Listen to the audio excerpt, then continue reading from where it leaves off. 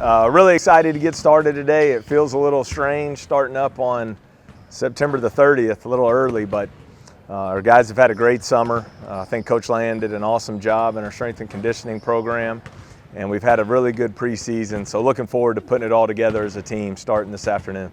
How have you started with these 8 newcomers? Because Sure. It's a completely different team. How has this process begun starting to build towards the season? Well, it's been a lot of fun. There's a lot of unknown there. I think our assistant coaches did an outstanding job in recruiting this past year, putting together this class.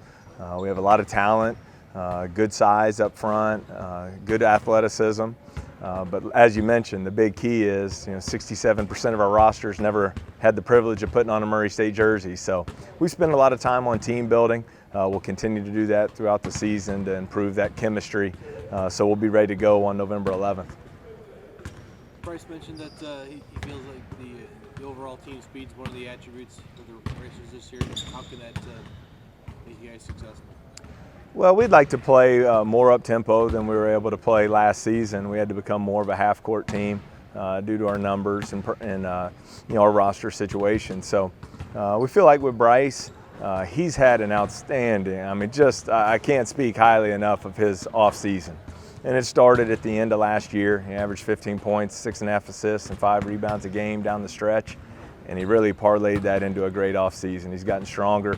And most importantly, he's really matured as a leader and is doing a good job setting the tone from a work ethic standpoint for our team.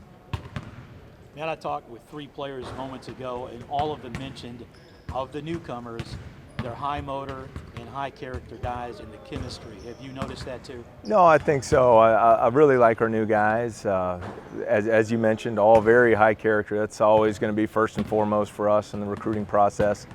They're guys who love the game. They love to spend time in the gym. Work ethic has been off the charts. Now we start to put in concepts and principles, and there's going to be a lot of teaching here these next 6 weeks. It's going to be interesting to see who picks up quickly, who begins to understand what we're trying to do, and that's going to cause some separation here in the rotation as we get started. What do you feel are some of the biggest motivational factors for you guys this year? Motivational, each guy has their own motivations. I think ultimately, when you come to Murray State, one of the reasons you choose this program is because you are committed to winning and you want to be a part of a winning tradition in a great program. So I think we have guys right now who are bought in to whatever they can do, whatever role they can fulfill to help the team be successful. And as we've seen in the past, when teams have great success, individuals get all the accolades and honors they could want as well. With the fact that y'all have had some time already in the preseason to work together, you said build team chemistry. Right. How is that chemistry going, especially since 75% of the team is new? Sure. Well, the chemistry's great right now, and that's what I told our guys. I would expect it to be great. They hadn't faced a whole lot of adversity yet. That's why we've really tried to challenge them in the strength and conditioning program. But right now, here on September 30th, probably all 11 guys are thinking they're starting. All 11 probably think they're playing 35 minutes a game. So chemistry is going to be good. We'll see when the adversity hits and roles start to get defined. That's where you have to really, be mature as a team and have good leadership so that we can continue to have good chemistry, even if your individual role is not exactly what you would want. Coach, if this team were to take the floor tomorrow, what would be the blueprint for a Murray State Matt McMahon win? It's a great question. We'll find out here in about an hour. I just hadn't gotten to see them enough as a team. But for us, things that won't change, it's always going to start at the defensive end of the floor. We have to be a very good defensive team. Hopefully we'll be able to dictate and force some turnovers that'll lead to early offense for us. We'd like to get out and transition and get some easy scoring opportunities there. But at the end of the day, the things that don't change, I hope we'll be a tough-minded, a high-energy, hard-working team. I feel like if we'll commit and do those things every day, we'll have a chance to have a successful season.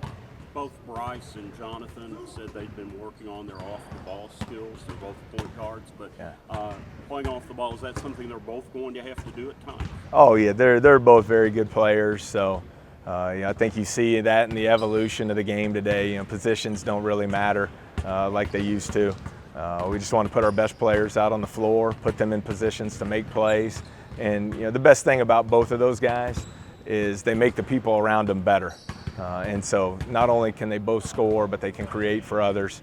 So we'll be relying on both of them heavily, on and off the ball this season. What can you tell us about Breon's recovery and Sure. what you expect? Well, Breon's a workhorse. I just love him. He's had a great rehab. He's worked. He's been relentless. He's lived in the training room. He's been cleared. He's been doing full running. He's done all our conditioning this fall and has done a very good job there. He's now doing his change of direction. He's basically cleared for everything except for live contact. So we're still a few weeks away from that. Go back to the doctor in mid-October, hopefully get cleared. But we're still tracking toward him being 100% cleared and ready to roll on exhibition night, November 3rd. Over the last 3 months, how has your mindset changed knowing that you played with 6 or 7 guys last year to potentially maybe having too many guys to play with this year? Well, it's fun. I think all that always works itself out. I tell the players all the time, at the end of the day, I know I have the final decision, but the coaching staff doesn't determine who plays. The players decide by their production every day in practice, their attitude, their work ethic, their commitment to the team. That'll all play itself out. But I'm very excited about the potential to have some good depth at each position on the floor. And really just looking forward to getting started and starting to see who's going to come in and take the minutes. Can you talk about the fact that you have so many newcomers this year? Last year, kind of depth was an issue towards the end with injuries and things like that. Are you hopeful that with the guys you brought in, depth is not going to be kind of an issue this year because you can plug and place the guys in different spots? Right. Well, I think you always, by the time you get into league play, rotations are usually down to 8, maybe 9 guys. So I think we'll be in position to handle that. But it'll all play itself out. Right now, like I say, everyone's excited. Everyone is right there in contention for playing time, in contention for starting roles. Now, over the next 6 weeks, we'll see a lot of separation. But I'm pleased with the depth we have and looking forward to seeing who rises to the top. Coach, this is another season you're going to have somebody sitting on the bench kind of sitting and waiting with Byron Hawkins.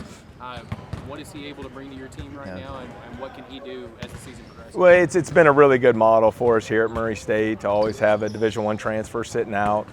Jonathan Stark was incredible last year, and his sit-out year was just a relentless worker, got better every day, and is now in position to have a good season. Byron, same mold. He's a proven scorer at this level. Scored almost 14 a game at Towson and the Colonial, which ranked 9th in the country last year as a league. So, the challenge for him this year is the same. It's hard. It's hard missing games when you're used to competing every night. But just to spend the time getting better, learning the system, spending the extra time in the player development program, because we'll be counting on him to step into a major role next year as a junior.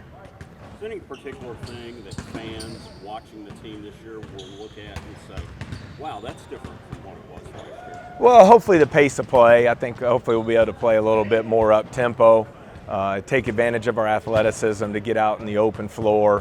And instead of some of those grinded out games, 55-52, I hope we're able to get back to where we'd like to be, up in the 70s, and being a much more efficient offensive scoring team. In a year ago, it was Matt McMahon first practice. Here we are a year later. Anything different about you or things you want to do differently after having a year under your belt? No, I think, hopefully the year was a good experience. I know I learned a lot. I really spent a lot of time in the spring just evaluating things I need to do better, things that went well and so forth. But I would like to see us get back to that racer brand of basketball, more aggressive at the defensive end of the floor. More up-tempo with the offensive end. It just felt like, you have to be able to adapt. And for us to have the best chance to win last year, we had to be a more half-court team, more packed in defensively to protect the rim some with our lack of front-court depth. So I think with our size and athleticism, we'll be able to get back to playing the way we'd prefer to play.